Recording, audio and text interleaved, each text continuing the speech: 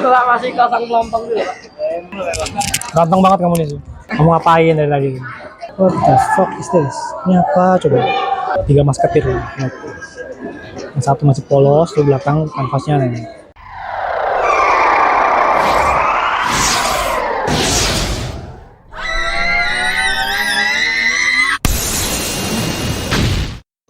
PK atau praktik pendidikan adalah program yang dilakukan oleh mahasiswa sarjana pendidikan untuk mempelajari dan mempraktikkan keterampilan mengajar dalam bentuk kegiatan mengajar terbimbing dan praktik persekolahan di satuan pendidikan formal, non-formal maupun informal. PK juga merupakan tempat di mana para mahasiswa mencoba teori-teori dalam proses pembelajaran dan membawa teori tersebut ke dunia mengajar yang lebih nyata. Simak video ini sampai akhir jika kalian ingin tahu apa yang sebenarnya terjadi ketika praktek kependidikan itu berlangsung. Hai, nama saya Tegar Pamudi, saya adalah mahasiswa dari Universitas Negeri Yogyakarta, program studi pendidikan seni rupa. Nomor mahasiswa saya adalah 2120-6241-029. Saya dari Fakultas Bahasa, Seni, dan Budaya. Saat video ini dibuat, saya sedang melaksanakan praktik pendidikan di SMP Negeri 8 Yogyakarta selama kurang lebih 2 bulan.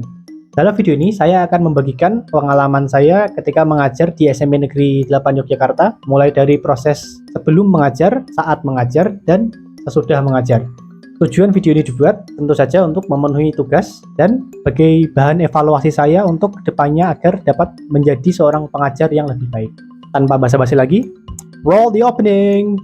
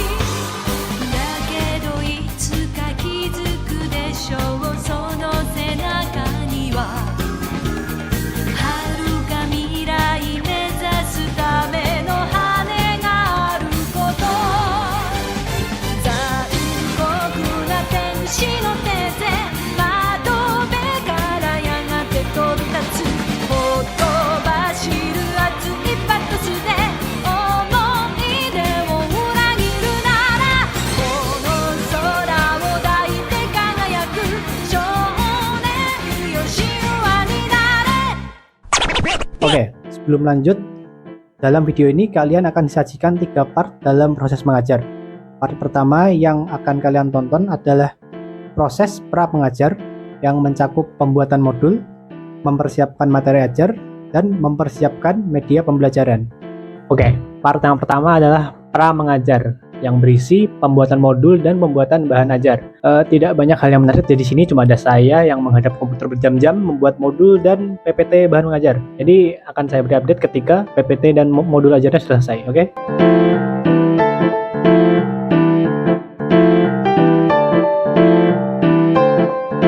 Oke. Sekarang modulnya sudah jadi, bisa kalian lihat. Mulai dari alur sampai penilaian sudah jadi. Sekarang jam 11 malam dan kita masih harus lanjut bikin PowerPoint untuk materi ajar. Akan saya update lagi ketika sudah selesai PowerPoint, oke?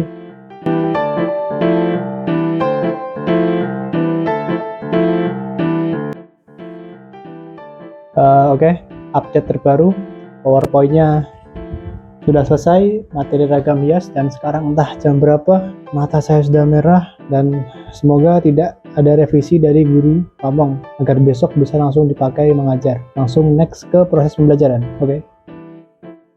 Oke, part selanjutnya adalah proses kegiatan belajar dan mengajar. Seperti namanya, proses kegiatan belajar dan mengajar ini adalah proses di mana saya mengajar di kelas di depan peserta didik pada saat jam pelajaran. Disclaimer, saat pengambilan video Mic yang saya gunakan ternyata dalam keadaan off, jadi most of the footage tidak memiliki audio. Saya baru tahu kalau mic yang saya gunakan selama rekaman video dalam keadaan off ketika saya sudah sampai kosan dan saya cek footage-nya. Jadi saya tidak sempat retake video. Mohon maaf dan mohon dimaklumi Pak yang mengoreksi ini ya Bu. Oke, sebelum masuk ke pembelajaran, saya selalu membuka kelas dengan salam dan diikuti dengan kegiatan berdoa. Setelah melakukan kegiatan doa bersama-sama, saya memberikan persepsi mengenai apa yang akan kita pelajari pada pertemuan kali ini. Karena pertemuan kali ini kita akan mempelajari tentang ragam hias, saya memberikan pertanyaan-pertanyaan pemantik seputar ragam hias seperti, pernahkah kalian melihat ragam hias pada kehidupan sehari-hari? Seragam batik yang kalian kenakan kemarin, apakah itu termasuk ragam hias? Seperti itu. Setelah memberikan pertanyaan pemantik, saya langsung masuk ke materi pembelajaran ragam hias. Oke, di sini saya sedang menjelaskan mengenai materi tentang ragam hias. Mulai dari apa definisi ragam hias, fungsi dari ragam hias, tujuan dari ragam hias, dan jenis-jenis ragam hias tersebut. Di sini saya tidak menggunakan proyektor karena kebetulan proyektor di kelas tersebut sedang dalam keadaan rusak. Tidak banyak yang bisa saya jelaskan tentang teori-teori ragam hias karena seperti yang kalian tahu, mata pelajaran seni budaya lebih berat ke kelas praktik dibandingkan ke kelas teori, dan anak-anak juga lebih tertarik ke proses pembuatan ragam hias dibanding teori-teori tentang ragam hias tersebut. Menurut saya itulah yang menarik dari kelas seni budaya ya. Kelas seni budaya sering dianggap sebagai kelas untuk refreshing, untuk penyegaran anak-anak. Ketika mereka sudah lelah, mereka sudah muak dengan materi-materi pelajaran lain, kemudian datanglah kelas seni budaya di mana mereka bisa berkreasi, mengekspresikan diri mereka sendiri. Itulah yang membuat kelas seni budaya berbeda dan lebih menyenangkan dibandingkan kelas-kelas yang lain, baik bagi guru maupun anak-anak. Oke, next adalah pembuatan proyek. Proyek yang diberikan adalah membuat karya ragam hias dengan media kanvas ukuran 40x60 menggunakan cat akrilik. Tema yang ditentukan adalah ragam hias Nusantara. Jadi anak-anak dapat memilih ragam hias khas dari daerah manapun asalkan masih di Indonesia. Waktu yang diberikan adalah 4 minggu.